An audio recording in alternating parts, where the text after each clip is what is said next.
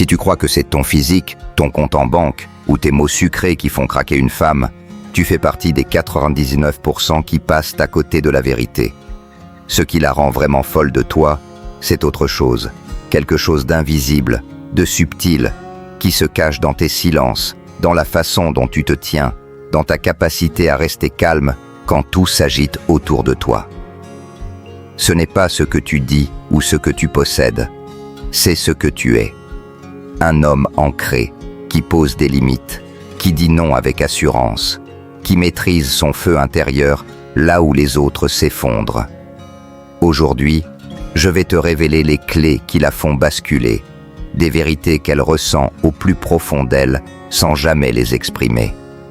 Et à la fin, je te livrerai un trait si rare, si puissant, qu'une femme, lorsqu'elle le perçoit, ne peut plus t'oublier. Reste jusqu'au bout, car après ça, tu ne verras plus jamais une relation de la même manière. Commençons par la première clé, celle qui agit comme un aimant invisible. Le pouvoir du silence maîtrisé. Tu penses qu'il faut parler sans arrêt, faire rire, impressionner avec des histoires ou des compliments pour attirer une femme. Grave erreur. Ce qui la trouble, ce qui la marque, c'est un homme qui n'a pas besoin de remplir l'espace avec des mots. Un homme dont la présence seule suffit à changer l'énergie d'une pièce. Imagine une scène. Tu es à une soirée, entouré de gens qui parlent fort, qui cherchent à briller. Elle est là, elle te regarde, elle te pose une question anodine, attendant une réponse rapide, un signe d'intérêt. Mais toi, tu la fixes calmement, un léger sourire aux lèvres, et tu prends une seconde avant de répondre. Peut-être même que tu ne dis rien, juste un hochement de tête, un regard profond. Ce silence, il la déstabilise. Elle se demande pourquoi il ne se précipite pas comme les autres. Qu'est-ce qu'il pense? Et sans un mot, tu l'as déjà captivé. Marc Aurèle, le grand stoïcien, disait que ta parole soit rare et mesurée, car elle naît de la maîtrise, jamais de la nervosité. 99% des hommes parlent trop vite, pour combler un vide, pour se faire valider, pour éviter le malaise. Mais parler trop, c'est se dénuder, c'est perdre le mystère. Un homme stoïque, lui, laisse la femme faire le travail émotionnel. Elle interprète ton silence, elle imagine ce que tu ressens, elle cherche à percer l'énigme que tu représentes. Prenons un autre exemple. Elle t'envoie un message un peu provoquant, du genre « Alors, tu fais quoi ce soir ?» L'homme moyen répond dans la seconde, pressé de montrer qu'il est intéressé. Toi, tu attends, tu réfléchis, peut-être même que tu réponds des heures plus tard, ou pas du tout. Ce silence, il l'a fait douter, espérer, désirer, parce que tu n'es pas dans l'urgence, tu n'as rien à prouver. Ton silence n'est pas vide, il est habité, il vient d'une paix intérieure, d'une assurance profonde. C'est cette retenue qui crée une tension qu'elle ressent jusque dans son ventre. Les femmes sont attirées par ce qu'elles ne peuvent pas saisir. Un homme qui parle peu, mais dont chaque mot a du poids, devient magnétique. Il ne court pas après l'attention, il la suscite naturellement. Et elle devient accro, parce qu'elle sent que tu es complet sans elle, que tu n'as pas besoin de son approbation pour exister. Le silence stoïque, c'est une arme, pas une faiblesse. C'est dire moins pour être plus, pour laisser place à son imagination, à son désir. Mais ce silence n'est qu'une facette d'une qualité plus profonde, celle qui touche une femme au cœur sans qu'elle puisse l'expliquer. La discipline inébranlable.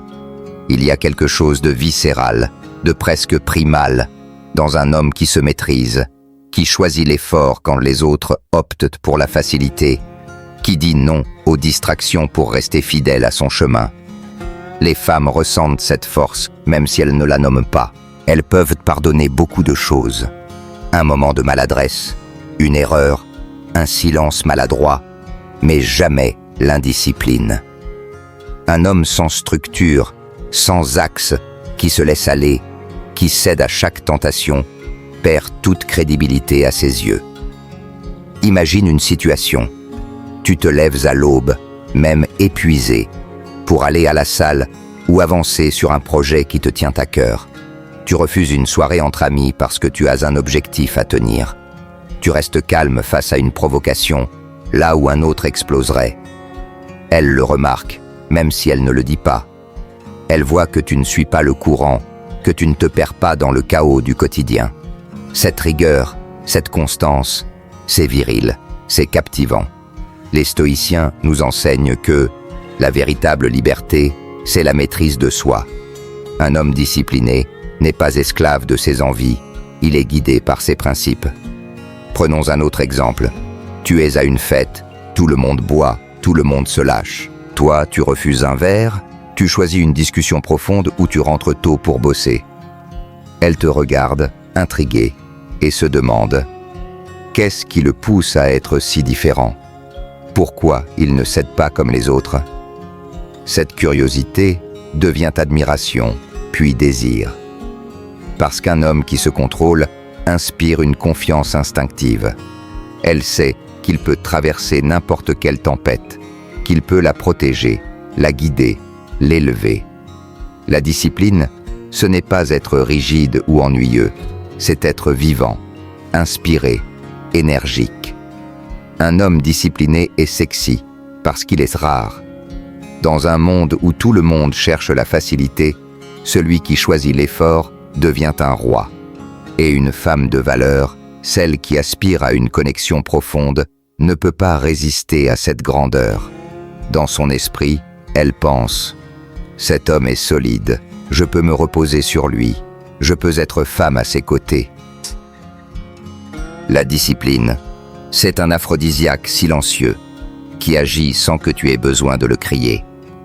Cette discipline, cette force intérieure, ouvre la voie à une autre qualité qui trouble les femmes au plus profond d'elles, l'indifférence choisie.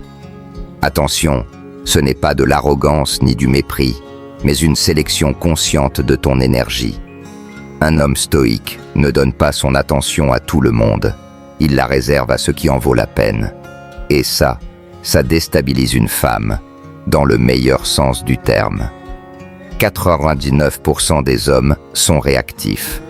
Ils sautent sur chaque sourire, chaque message, chaque signe d'intérêt.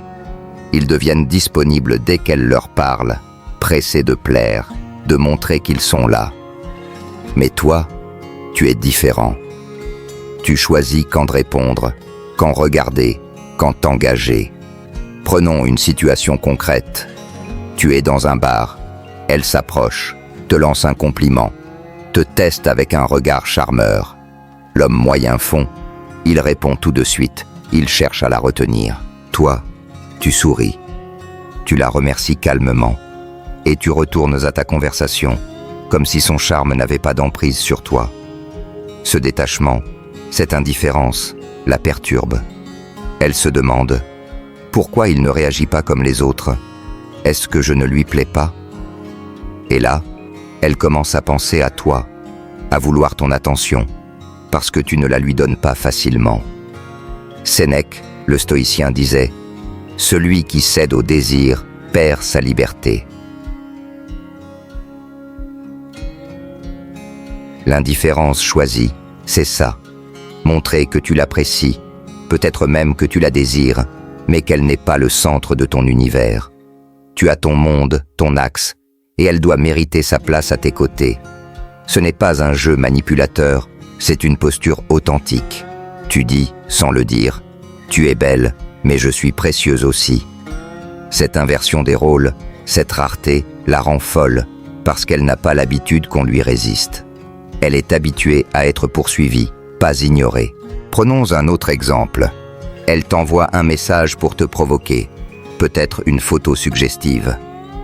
Au lieu de répondre avec empressement, tu attends ou tu envoies une réponse brève, neutre. Cette retenue la pousse à se demander ce que tu penses, à vouloir en savoir plus. Paradoxalement, c'est cette distance qui l'attire, qui la fait se rapprocher, qui la pousse à percer ton mystère. L'indifférence choisie, c'est le pouvoir de rester maître de ton énergie, de ne pas la gaspiller, et c'est ce qui te rend irrésistible. Mais cette indifférence n'est qu'une facette d'une présence plus profonde, celle qui fait d'un homme une énigme vivante, la présence mystérieuse.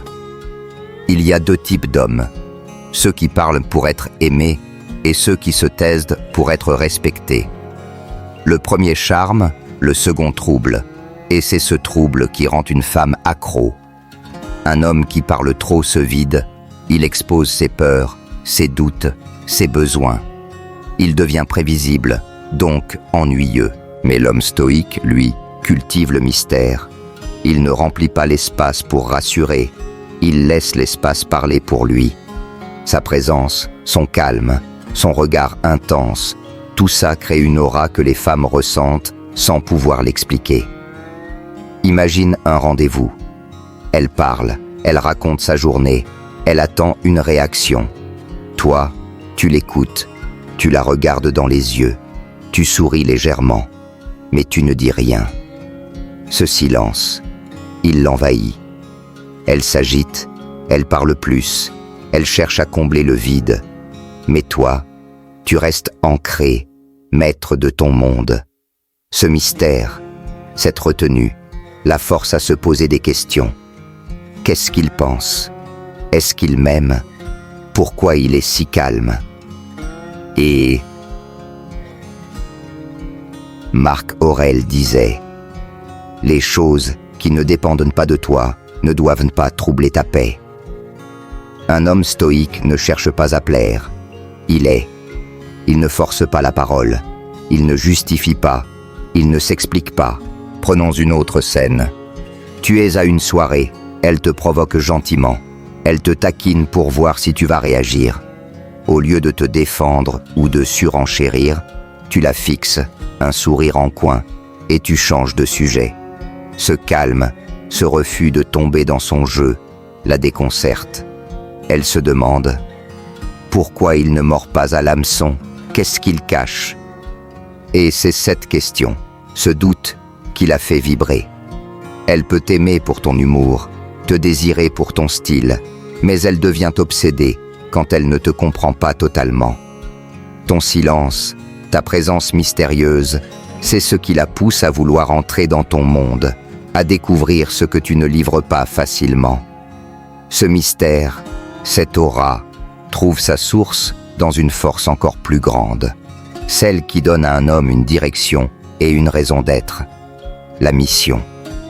Un homme absorbé par sa mission, par son but, devient irrésistible, même s'il ne cherche pas à séduire. Il y a un feu dans ses yeux, une tension dans ses gestes, une clarté dans ses choix qui transperce. Un homme sans mission est perdu. Il vit pour plaire. Il attend un message. Il s'adapte. Il se plie. Mais l'homme stoïque, lui, avance, un pas à la fois, vers un objectif plus grand que lui. Et ce focus, ce détachement, c'est ce qui déclenche l'admiration d'une femme. Prenons un exemple concret. Tu travailles sur un projet qui te passionne, peut-être une entreprise, un art, un rêve. Tu te lèves tôt, tu sacrifies des soirées, tu refuses des distractions pour rester aligné. Elle te voit, elle sent cette énergie, cette discipline. Elle se dit « Il n'a pas besoin de moi pour être complet, et c'est pour ça que je veux être à ses côtés. » Épictète, le stoïcien, disait « Veux les choses comme elles sont, et tu seras libre. » Un homme avec une mission ne court pas après l'amour. Il court vers son destin, et dans cette course, elle le regarde, elle l'observe, elle veut faire partie de son voyage. Les femmes ne tombent pas amoureuses de ta réussite, elles tombent amoureuses de ce que tu sacrifies pour elles. Ton temps, tes envies, ton confort, ton refus des soirées inutiles, ton choix de travailler quand les autres se reposent, ton « pas ce soir, j'ai un truc à finir ». Tout ça fait de toi un maître, un homme rare. Prenons une autre situation. Elle te propose de sortir, mais tu as une deadline. Tu dis calmement « Ce soir je bosse, mais demain je t'emmène dîner ». Cette clarté, cette priorité donnée à ta mission, la trouble. Elle pense Cet homme va quelque part, je veux le suivre. Ta mission te donne une structure, une colonne vertébrale, et c'est cette colonne qui la fait vibrer. Mais pour que cette mission, cette force, ait un impact durable, il faut une dernière qualité, celle qui scelle ton pouvoir. La capacité à poser des limites claires. Un homme sans limite, qui dit oui à tout, qui accepte tout, perd tout respect. Les femmes testent, pas par méchanceté, mais pour voir si tu as une ligne, si tu es capable de te tenir, de te respecter. Ce qui la rend folle, c'est ton intégrité, ta capacité à dire « Je t'aime, mais je ne tolérerai pas ça ». Prenons une situation. Elle te parle mal. Elle dépasse les bornes. L'homme moyen encaisse. Il pardonne. Il reste, pensant que c'est de l'amour. Toi, tu t'éloignes. Tu la regardes calmement et tu dis « Je ne suis pas cet homme-là. Si tu veux me parler, fais-le avec respect. » Pas de cris, pas de drame, juste une limite claire. Et surtout, tu la tiens. Sénèque disait « Ce n'est pas parce qu'une chose est difficile qu'on n'ose pas, c'est parce qu'on n'ose pas qu'elle devient difficile. » Ose dire non, ose partir, ose perdre ceux qui ne respectent pas ton âme. Prenons un autre exemple. Elle te pousse à bout, elle te reproche quelque chose d'injuste. Au lieu de t'énerver, tu respires, tu la fixes et tu dis « Je comprends que t'es énervé, mais je ne vais pas me disputer. On en reparle quand t'es calme. » Cette fermeté douce, cette solidité, c'est ce qui la désarme. Un homme qui pose des limites ne rejette pas l'amour, il l'élève. Parce que l'amour sans respect n'est qu'une dépendance. Elle ne t'admirera jamais pour ta soumission, mais pour ta capacité à te choisir, à protéger ta paix intérieure. Quand tu refuses de plier, quand tu montres que tu te respectes, elle te regarde différemment. Elle pense « Cet homme est rare, il a une colonne vertébrale, je veux être digne de lui. » Alors, frère, qu'est-ce qui rend une femme folle de toi? Ce n'est pas ce que tu as, c'est ce que tu es. Un homme qui maîtrise son silence, qui vit avec discipline, qui choisit où donner son énergie, qui cultive un mystère magnétique, qui suit une mission plus grande que lui, qui pose des limites avec clarté. Un homme stoïque, ancré, qui ne mendie pas l'amour, mais qui le laisse venir à lui. Marc Aurèle disait « L'obstacle est le chemin. » Chaque difficulté, chaque doute, chaque rejet, c'est une chance de te raffiner, de devenir plus calme, plus fort, plus grand. Travaille ton esprit, affronte ta solitude, regarde tes peurs en face, et tu verras, ce n'est pas toi qui chercheras les femmes, c'est ta présence, ta puissance tranquille qui les attirera. Deviens cet homme rare, celui que rien ne déstabilise, pas par arrogance, mais par vérité. Et quand tu seras cet homme, elle ne pourra plus t'oublier.